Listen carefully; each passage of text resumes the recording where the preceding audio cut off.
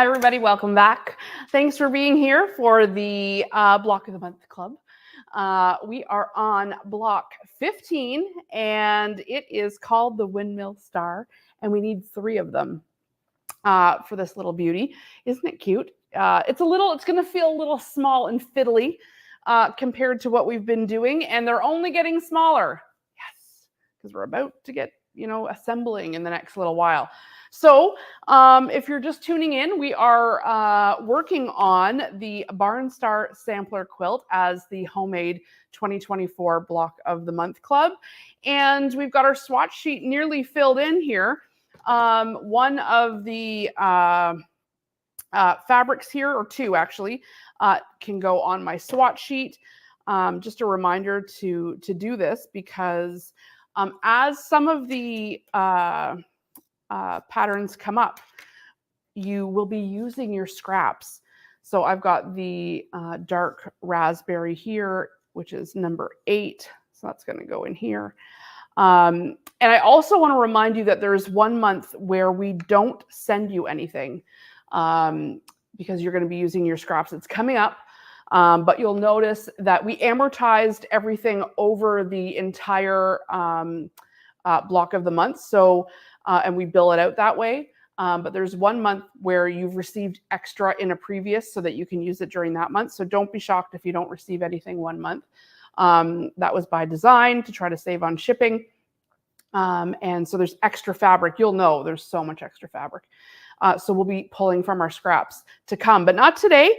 So make sure you've got your the fabrics that you need in your swatch sheet.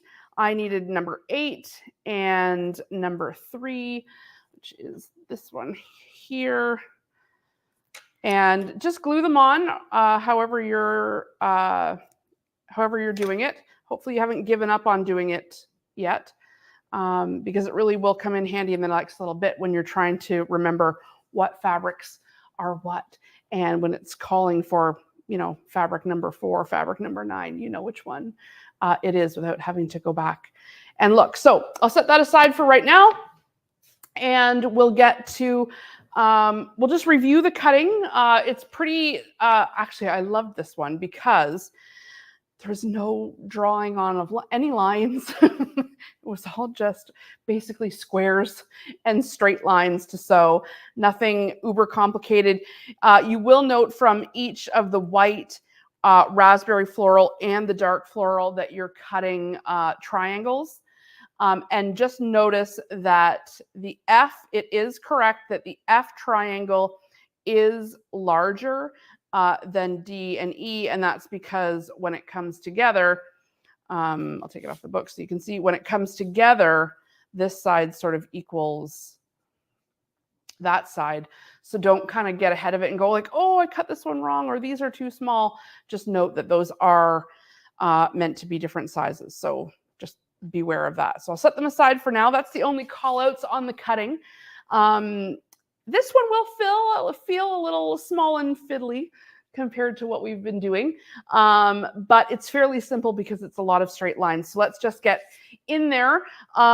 This is what the finished blocks look like, and we do need 3 of them. So I've already made 2. So I'll make my last one here with you. But as always, I'm going to recommend that you chain piece and make all 3 of your blocks at the same time, if that's not too confusing for you, because it's the most efficient way to get this done is to sew all the same things at the same time, and chain piecing them means you're not breaking the thread in between each piece. You're sewing a long chain. So while I'm only going to sew together one of these blocks, because I've already done these 2, you'll kind of do yours together if you can manage. Otherwise, do it one at a time. That's totally fine too. Just takes a little bit longer. All right, I'll set those aside. A couple things that are going to make life a little bit easier for this and many blocks. For this one in particular, I've got a 2.5-inch square and a 3.5-inch square. This is going to make squaring up those blocks before we assemble everything. See here and here. It's going to make us squaring these up much, much simpler. But if you only have a big ruler, that's fine too. If you've got some little rulers, I'd suggest you bring them out specifically at 2.5 and 3.5. And then just a big ruler if you need that for squaring up the block at the end. And I've got my rotating cutting table and my new favorite thing, which is this block clapper. It's wooden, well, they call them clappers, but really what they do is they keep your all your seams nice and flat. So I'm going to be using that. You don't have to use that, but once you start using them, you'll never not use them. So if you've got one, pull it out, even if it's a small one, or you can always check out homemade.ca and see what we've got. There's always lots of cool notions, including those online or in store. Okay, let's go. Block number 15. Let's do it. All right, we are starting with the little corner squares here, you know, the cute ones that are cascading out.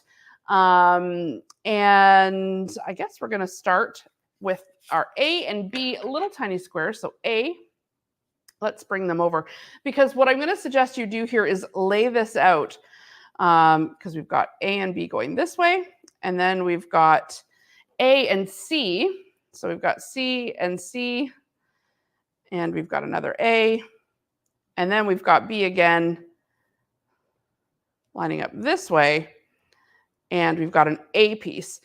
And you can sort of see how this is meant to come together to create that little corner. So we're going to go ahead and go right sides together. I'm going to take these stickers off, but it just helps at the beginning so you can see what pieces I am using. And maybe it'll help you too to just at least label the very first piece in your pile with the letter. Especially helpful if you do things in sort of shifts where you work on it a little bit, and then maybe it's a week or so goes by and you come back and you're like, what am I looking at here? I have no idea.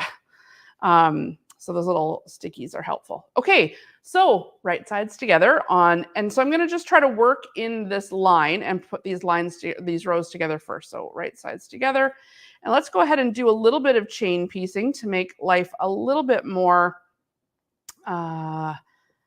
quick and efficient. So if you have many of these pieces, you can lay out a whole whack of them and go ahead and bring them to your sewing machine. I'm using the M8 here with the, oh, feed dogs are down, with the 1/4-inch foot, or sorry, not the 1/4-inch foot, the HP foot, which is that scant 1/4-inch. So I end up with a wee bit extra seam allowance than if you were just using a regular 1/4-inch foot. And since I just turned this machine on, I'm actually just going to reduce my stitch down to 1.8. And because I'm using Deco Bob thread, I'm actually putting my tension for my thread down to 1.9. Good. Sorry, the stitch is at 1.9, the tension's at 1.8. Good, done.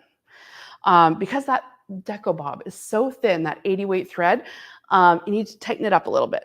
So if you're finding that your thread's loose, or if you pull apart your blocks or your rows, and you can see the stitches look a little long or a little loose, you could tighten up the tension and reduce your stitch length. All right, all of these are going to go over, and you'll notice I did not cut the thread in between sewing. Now I'm going to cut it, and then you'll have a bigger, longer chain than me. I've just got a little weeny chain here, but I'm going to snip in between. You get the idea. And I'm going to go ahead and lay these back out before I press them, because we have a very specific way these need to sit.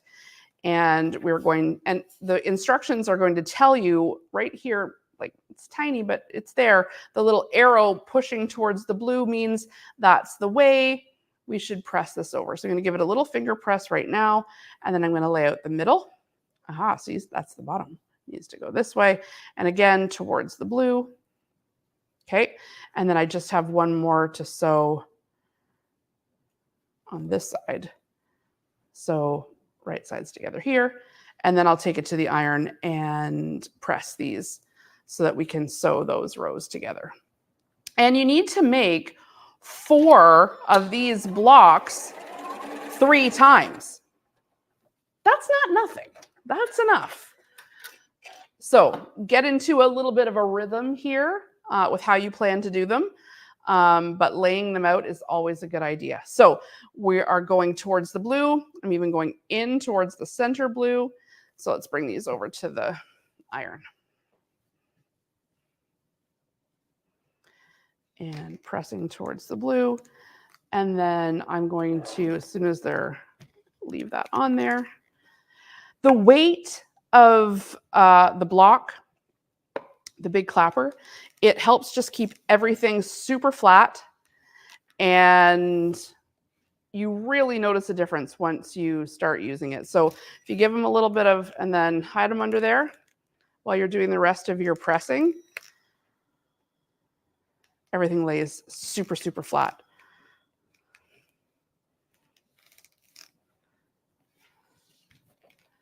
Even just an extra second is enough to really keep things a little flatter than if you didn't lay it there. So, all right, bringing them back.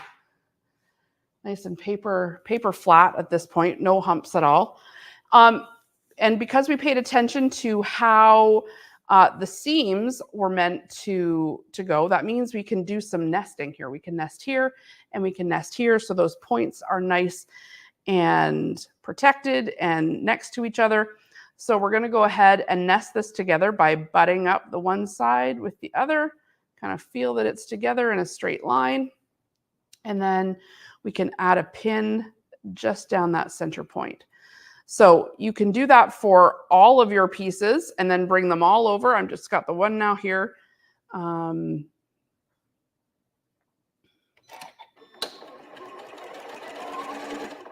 Now, this just folded over, so I don't want to run over my seams that I've already pressed. So just be careful of that.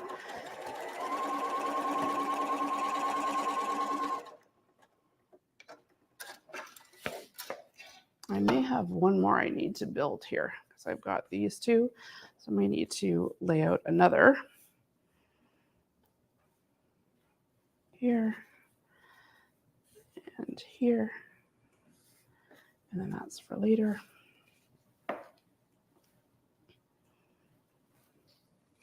Okay. And then you have a choice here. You can either press this right away,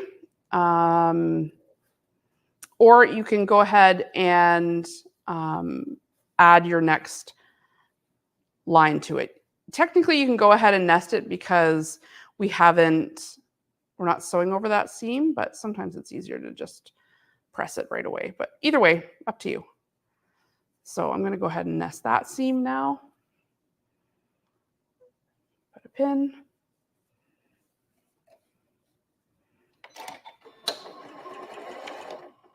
Ooh, I'm unthreaded. Unthreaded.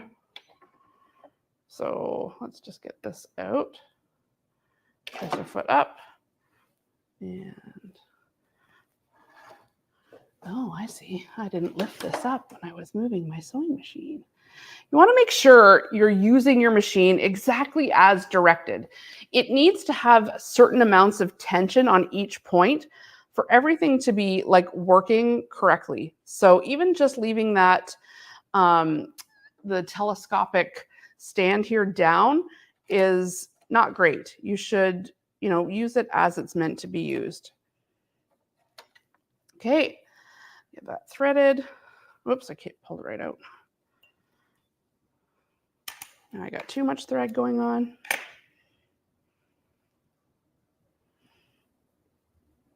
Okay, let's try it. Take two.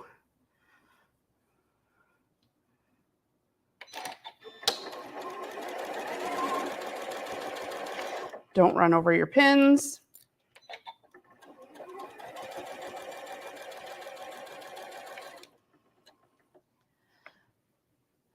And I'm just going to make sure these ones are getting done at the same time.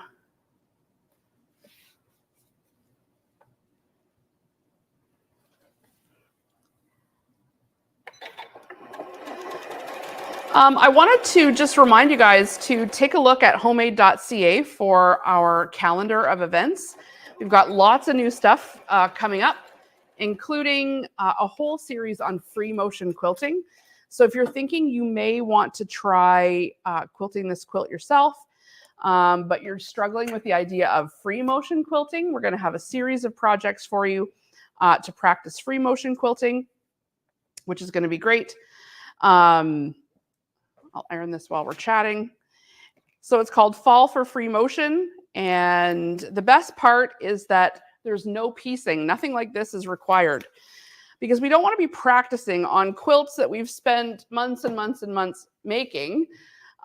Instead, what I've done is sourced a whole bunch of great cheater prints. So what that means is it's fabric that looks like it's been pieced together. It already looks like a quilt. And to be honest, you can barely tell that it's not pieced. We have them sometimes hanging in the store, and everyone, no one ever tells that I haven't pieced them. And anyway, so we've got some of these available for our free motion event that's going to be starting in October. So if you think that you might want to, brush up on your free motion, or even if you've never free motioned before, we're going to start right at beginner and go all the way up to making a queen size. And of course, we're going to be giving you everything you need to make those projects. So please check out homemade.ca to see more about our free motioning event. And I'd love to see you there. If you're like, no way, not for me, then you can also reach out to us about long arming. I'm happy to put it on the long arm here for you and get your quilt back to you professionally finished. Okay, so I've got my 3 little blocks here and they're all looking very folded. So we need to press down towards the bottom on all 3.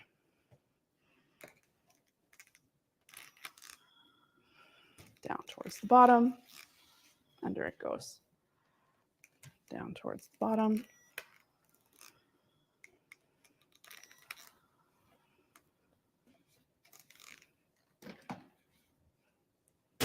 Now I'm just going to leave these here underneath my clapper while I go ahead and make the center units, because I'm not using them. They may as well just stay getting flatter and flatter. No problem. All right. Step 2 is going to be making the triangle units. So this is going to be easy and pretty fun. I like it when they're kind of different. So we're grabbing piece F that we talked about earlier, D, and E. And make sure you're laying them out in this order, because if you accidentally switch this and this, it's not going to work. It's not going to fit together the way it needs to. So let's make sure we've got D at the top and E at the side. And we're going to sew these 2 together first so that they can sew along this longer seam. So we can take our stickers off.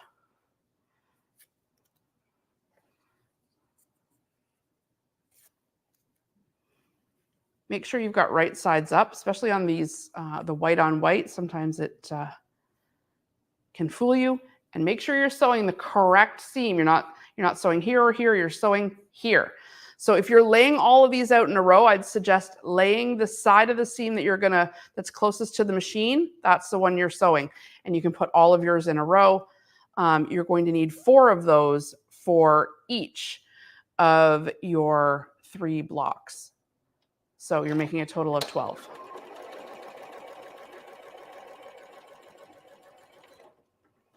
So you'll chain piece those one after the next.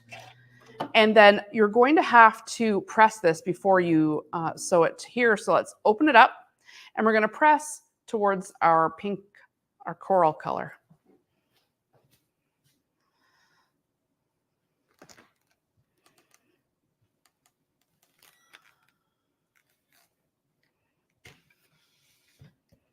Let that sit for a sec. These are looking good. I'm just going to still leave them under there. And you'll notice I'm leaving on my dog ears. No big deal. That'll come off in the bigger trim that will happen at the end. So again, lay it out. You want the white piece at the top, the coral at the side. And now it's going to fit nicely together here with our larger F piece. So right sides together. And when you're starting a piece like this that has this very pointy edge, you may need a wee piece of fabric Just to get you started, I'm going to see if I have a little scrap just sitting here. If you need a little cheater piece, it's called a leader, really, not a cheater. But just take a piece of anything and get your sewing engaged, and then bring your uber pointy piece to the machine. That way it's already kind of engaged and going, and not trying to do that first stitch on such a flimsy little unstable point. So if you're having trouble with the point getting caught down into the stitch plate, use a leader fabric. If you have a straight stitch needle plate, like the silver thing with a straight stitch hole, this is a great time to use it because it stops those little points from going down into the bigger mouth of your regular needle plate. And here we are. Looks nice. All right, we're going to press towards that coral, or sorry, that dark, what did they call it? Burgundy? Raspberry. And you're going to be making, remember, 4 of these for each of those blocks. So you've got a total of 12 of these you're making and pressing towards that burgundy piece. All right, set that there. I'm going to bring these back over, let that set for a second. So you've got some bee pieces left. And essentially what we're going to do is, like I've already done here, is attach those leftover bee pieces so this piece to this piece, the bee piece to this triangle unit. But first we want to square it up. And we need to square these up too. I haven't forgotten. So why don't we do the squaring up right now while we're at it. And this is going to be the perfect time to use a little 2.5 inch square. If you don't have one, you can use your bigger ruler. Just kind of easy when you've got the exact size that you need. So you'll notice on the ruler, there's a diagonal line. And the way this comes in handy is you lay that diagonal, and then there's like a dot right in the middle. So I'm going to put that dot and the diagonal line right on my middle, where those 2 middle pieces intersect, and line that diagonal up on my diagonal. And then anything that's outside of that border can be trimmed off. And that's why having these smaller rulers is useful, because then you don't have to move anything. You can keep that just lined up, just like so.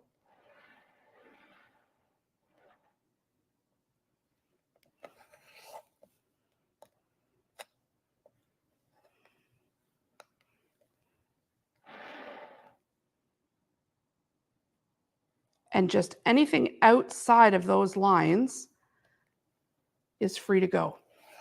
And then you end up with your nice 2.5 by 2.5. And when you use that HP foot, like I'm using here, often you have a little bit extra to trim off because it's giving you that scant 1/4 inch. So often I find when I use that foot, I've just got a little bit more, which is nice because then, well, I mean, I don't like the extra step of trimming, but boy, is everything nice and precise when you go to put it together now. So now when I bring this here, it's measuring exactly what it needs to measure, and it's not sort of like wonky in any way. You know what I mean about the wonky when you try to bring things together and they're wonky. We've all been there. Okay, so now all of these are going to get that extra bee, those extra bee pieces added to the white side.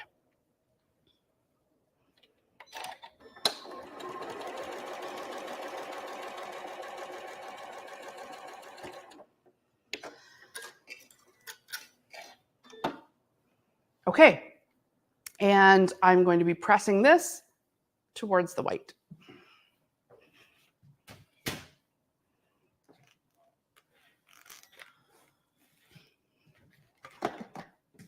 Hold it for a sec.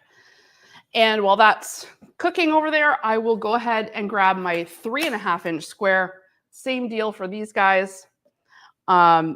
Now, in this case, I don't have a line to go by, but I do definitely have a diagonal that's happening here by this point and this point. So if I take that diagonal line this time and line up the points at the 1 inch and the 1 inch, then anything outside of that can get trimmed away.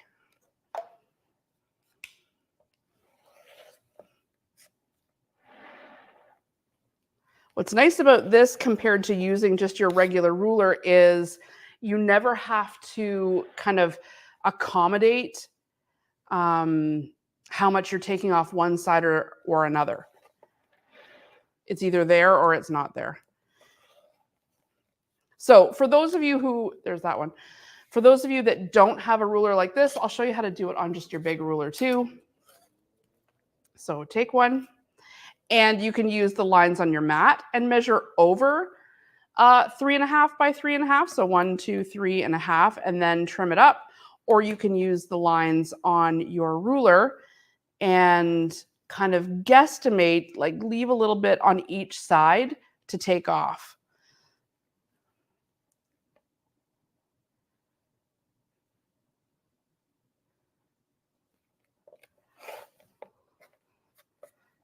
And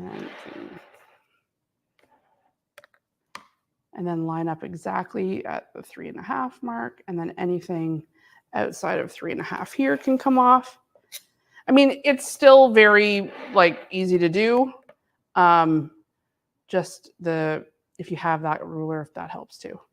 Okay, so again, when I'm turning on this side, I'm going to leave a little bit on both sides to take off and line it up with the top and bottom and make sure it's all good to go.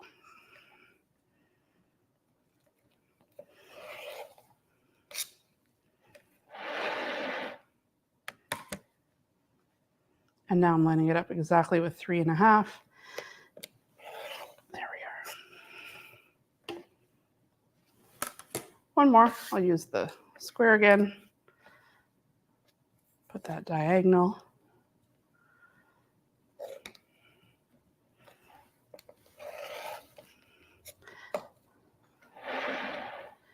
The little square rulers are also a little bit better at actually squaring up and leaving your sides completely straight compared to sometimes having a bit of an angle.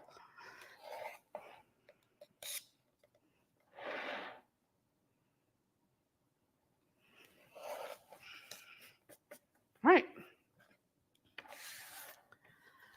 Okay, so this one is gonna now, you'll see I've got one here, and we can go ahead and start laying out our block, and we can grab our centerpiece now, the G piece, the G square. So you'll have 4 of these. No, 3 of these, sorry, 3.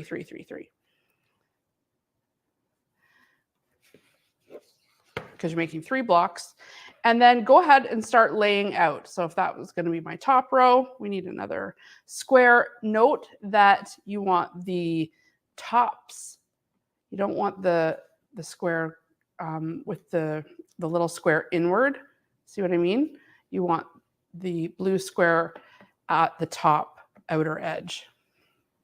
And then you've got a side unit here, and you've got a side unit here. And you can kind of see the different looking star, the windmill that's created in the center here.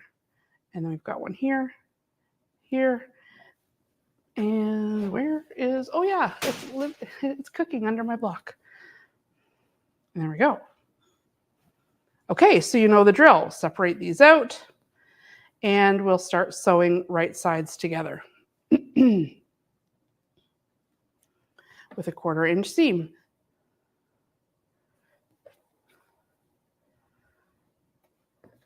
So even though they're getting smaller and fiddlier, this is a pretty easy block to put together because, you know, it's basically just square seams, comes together pretty quick. Just remember that you need 3 of them. Just going to chain piece while I can.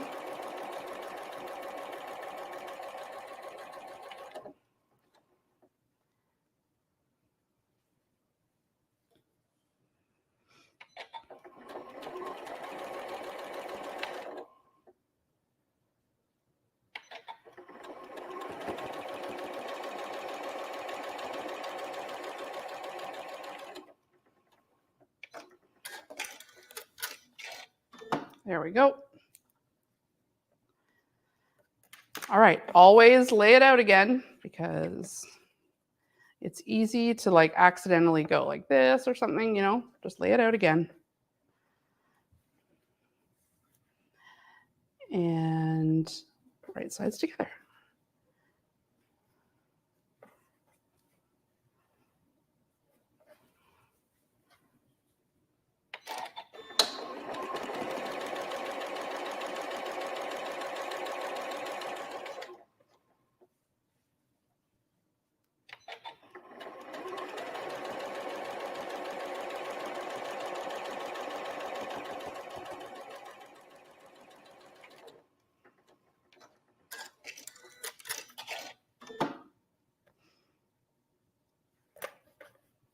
Okay, lay it out again. And now let's pay attention to the way it wants us to press these so that we can nest our seams. So we're going out, in, out. So bring it over. So out towards the outer blocks. Careful not to press over the seams that you've already diligently pressed and baked. Okay. This is where the big block really comes in handy. Put that over here. And then this is going to go in.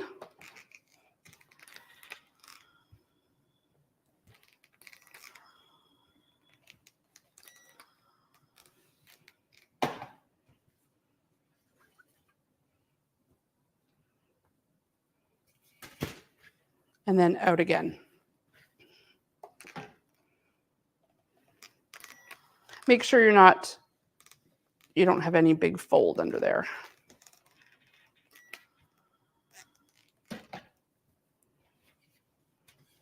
Okay, I'll leave that baking while I put this one together. We're gonna nest these seams. So let's go right sides together and butt this seam up to that one and put a pin right in it. Don't worry about whether things are meeting at the ends or not. I'm not worried about that. I want these points here to line up and a pin right through there. And then I want this point here to nest up to that point there. So you can kind of give it a little, so you can feel it go together. In, down. And again, don't worry too much about the end. See, this is kind of even hanging off the end. I'm not worried about that. I want these points together. That could end up just being, you know, seam allowance give, like your 1/4 inch. That's going to get probably trimmed off. But what we do want are those points to line up. Don't run over your pins and don't flip over your seams. And when you're getting to where you're sewing over your point here, make sure your thread is just grazing the outer point. That way you've protected your point and it'll show more. So you can slow down too to make sure that you're not going to go too far to the left of your point. Like you want to make sure you're on the right of it.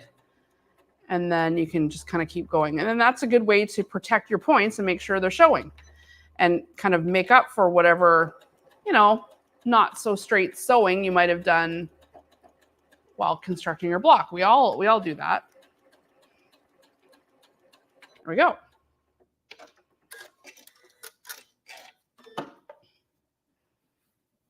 And so see, when I press this up, I still have that full point totally protected with nothing else showing, but it's not cut off either. Just by paying attention when you're sewing along that line to remaining just on the other side of your stitch line there. Okay, my other line is finished baking. It's super flat. Look at it, so flat. It's like, I love that, the clapper. It really, really works. Okay, there we go. And right sides together, and we're gonna nest this one too. Again, we don't care about whether it's meeting up at the end. We care about that it's meeting up in the middle here.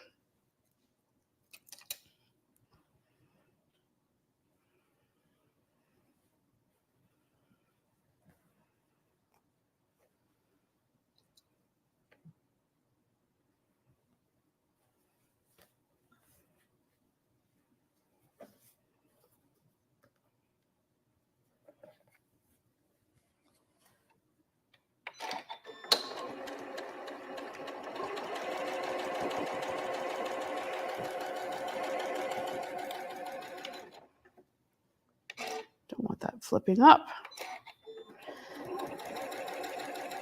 And again, I'll show you what I mean here. See how this, we've got this seam here and this seam here coming together like there and there. Just stay to the right side of that and then you'll protect that point. So slow down if you need to, just to make sure it's.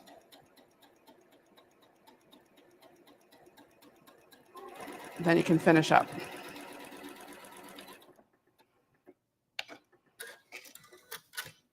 Okay. All right, looks nice. But look at this end, way off. That's just because of the presser foot. So I'm not too worried about that. We're gonna trim this to 8.5 by 8.5, and that's gonna give me lots of room to trim up. So that's great. So I'm going to press now towards the outer rows.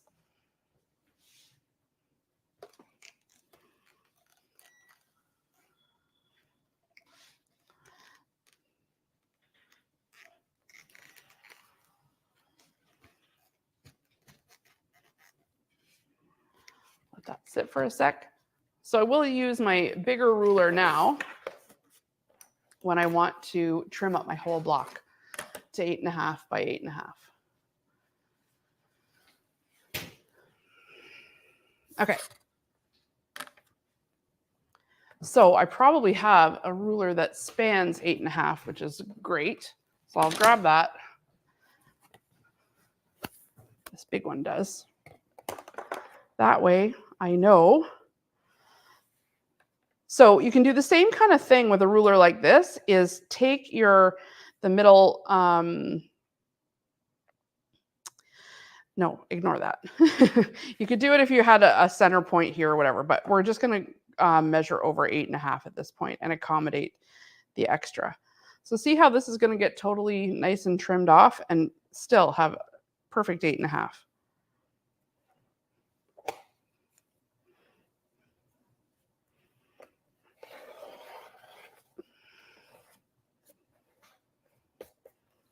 See, you'd never know that was there before, but so maintaining the points is more important than those side seams. So now I'll do the other side right at 8.5. Always do the counter one. Like don't go 1, 2, 3, 4 unless you're using a square, because you want to make sure you're nice and even. Okay, now I can do this side. Yep, all that's going to come off.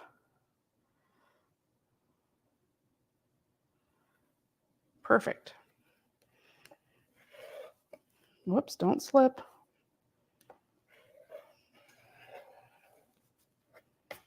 Off it comes.